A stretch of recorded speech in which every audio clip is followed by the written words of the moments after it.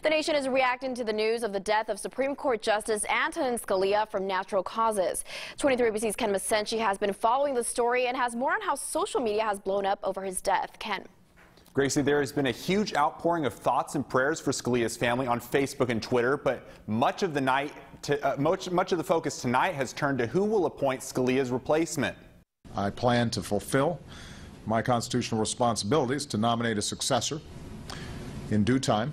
President Obama's intent to nominate a Supreme Court justice before his term ends turned a day spent reflecting on the death of Antonin Scalia into a night duking it out over whose right it is to pick a successor. I believe the president should not move forward, and I think that we ought to let the next president of the United States decide who is going to run that Supreme Court with a vote by the people of the United States of America. The Republican debate in South Carolina began with a moment of silence before each of the candidates took turns expressing why they didn't want President Obama making the nomination. I do not believe the president should appoint someone, and it's not unprecedented. In fact, it's been over 80 years since a lame duck president has appointed a Supreme Court justice. Donald Trump went as far as to say that it is the responsibility of the Republican-dominant Congress to ensure that President Obama can't pass his nominee. I think it's up to Mitch McConnell and everybody else to stop it. It's called delay, delay, delay.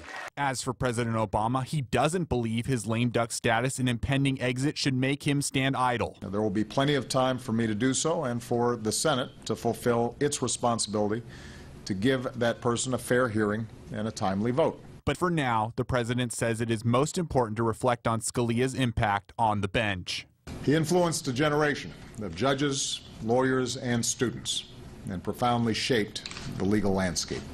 And be sure to visit our Facebook page to let us know if you think President Obama should nominate a new justice or if the next president should have that responsibility. In studio, Ken Masenchi, 23 ABC.